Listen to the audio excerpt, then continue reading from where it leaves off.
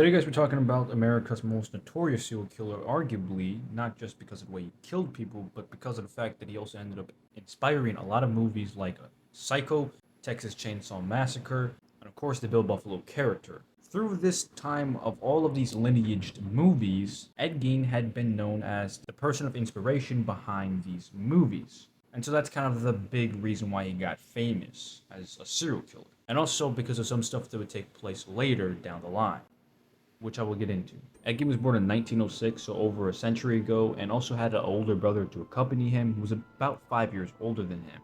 He was born to a mother named Augusta and a father named George, who were by no means good parents and were not going to win parent awards. The mother was a matriarchal mother and had really only believed in her right to keep the family steady. She had also been working on a farm for many years, so her sons would kind of inherit this farm to some extent, depending on when she would die, of course. And the father really was just there as some kind of inselect piece of dirt on the wall, and didn't really do too much besides just stay there. You're just there. That's really what he was. The mother was more than just there, as a matter of fact, had a very dominating appearance around the family. She had even ruled over her husband. In short form, she was the Queen King. I'm not even joking when I say that too. And just to expose the toxicity of this mother, every time Ed Gein would go ahead and get a friend, guess what? This friend would get tossed away like a pillar of salt because for some reason, he was not a good friend. And so Ed Gein had become very socially exiled for many years up until his adolescence, and even older than that. Ed Gein for many years had liked reading and had become a very exemplary type of reader, and had been known as a very pivotalized and intellectual reading type, although this never had any dramatic impact on what he would end up becoming in life. By the time he becomes an adult, he ends up having an even more stronger relationship with his mother, to the point where that even though his mother was extremely utterly abusive, he worshipped her as a goddess. And so when his older brother named Henry Gein started growing some kind of level of confliction towards his mother and denying her strong rule, Ed had gotten kind of mad at that, even though she was an asshole.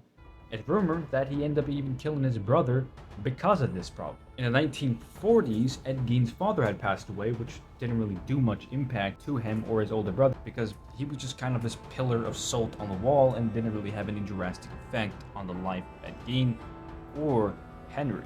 A couple of years after that, Ed Gein's older brother would also die. Another thing that really did affect him though, because this was somebody that he had grown up with for many years and was the closest thing to a friend that he had ever had. And so of course, his death did have an effect. How his brother died, according to the coroner, was a heart attack caused to a lack of oxygen because of the fire that had started at the Gein's farm. How this fire started was not really known, but it had started, and Ed and Henry had tried to stop it, and in the process of them trying to stop it, since Henry was a little bit older than his brother, he just had a heart attack right there and then. And landed on a rock, and he had a bruise to the back of his head. Like, that's not suspicious at all. Well, you see, it is suspicious as hell, because Ed Gein had, a couple of years later, killed more than a person. I mean, literally brutalized these people.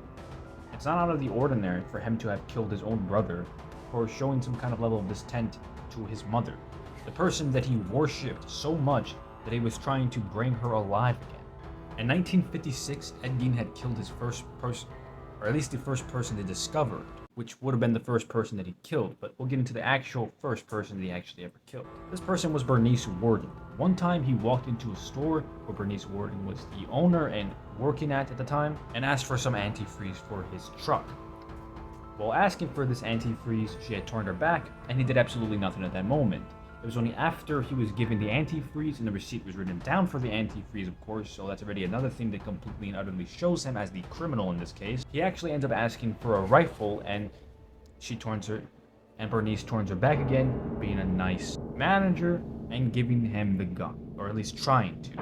And while she tries to, he pulls out a gun of his own and pops one in the back of her skull. After this, she's of course very much so dead, and doesn't even bother to clean up the mess that he just made, and starts dragging her body into his truck, which is something that he did to the other person that we'll talk about in a bit. In a matter of doing this, he would drive her all the way to his shed, where he would end up gutting her like a deer. It's not exactly known to why he didn't remove pieces of her face and make a face of his own out of her, because this was kind of his meta. This is what he did. This was his style. A couple of hours after her death, the son of Bernice Worden had walked into the store and had discovered this trail of blood, obviously exhuming that there was some kind of conflict and physical intercourse. And at this moment, he immediately thought that Ed Gein had done this, because before this point, Ed Gein was nagging her a lot and was the last person that he saw with her. Bernice Worden's son eventually calls the cops. Once the cops show up to the store, the cops end up finding the receipt with Ed Gein's antifreeze order and end up placing together with the blood trail too that was left that Ed Gein had most likely committed this murder, and with enough reason, the court had allowed the police to file a warrant. With this warrant, they were allowed to enter the shed of Ed Gein, which was a complete madhouse, because literally everything was filled to the brim with nothing but junk and waste. Those were the first couple of themes that you saw in this madhouse, but not even the worst themes, because once you enter this madhouse, you would even find more horrible stuff.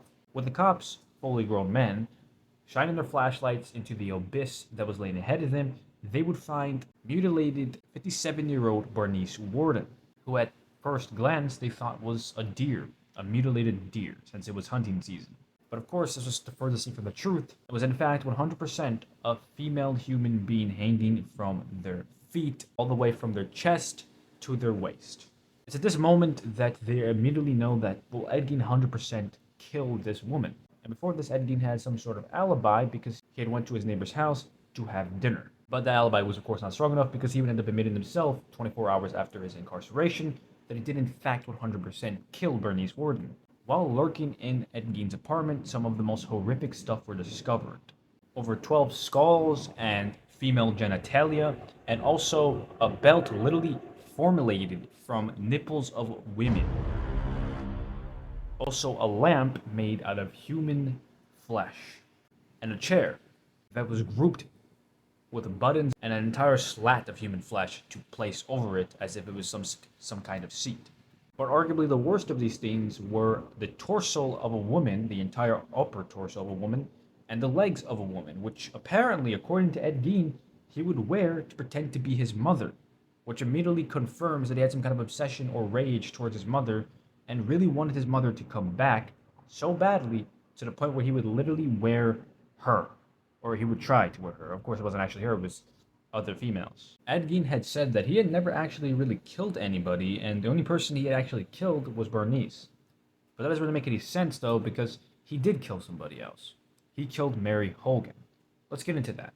Mary Hulgan was slightly younger than Bernice Worden and was killed whilst in her store too. Although it wasn't actually a store, it was a bar, which was a bar for teenagers to drink at.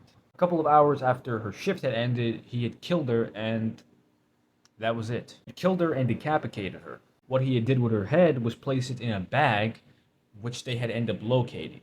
Ed Gein admitted to killing Mary Hulgan eventually, and also killing Bernice Worden, but said he didn't kill anybody else after that, and he was really just a grave digger, and really only actually grave digged.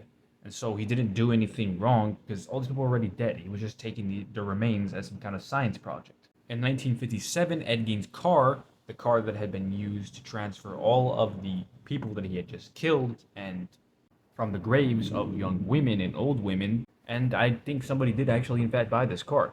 Here are some fun facts about the Ed Gein case. Apparently, while being interrogated, Ed Gein said that he actually wanted a piece of pie with a smatter of cheese on it. Okay? You can get that when you're on death row. Sorry guys, I could not provide pictures for a lot of this stuff, because if I were to, this video would get age restricted and taken down most likely, and we can't have that.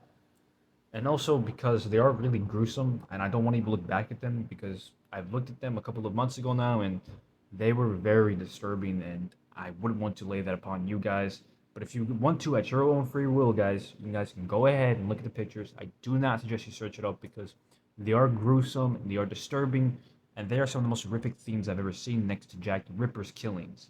So I don't suggest that you search it up, but I also don't suggest that you don't if you are very interested in it. But in my opinion, I would never really do it in the fucking first place again anymore.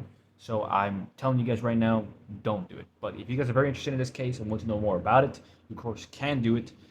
I'm just not going to be the one telling you guys to do it.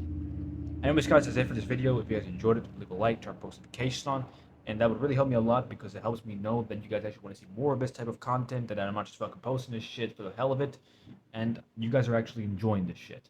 So anyways guys, that's it. Have a good day, and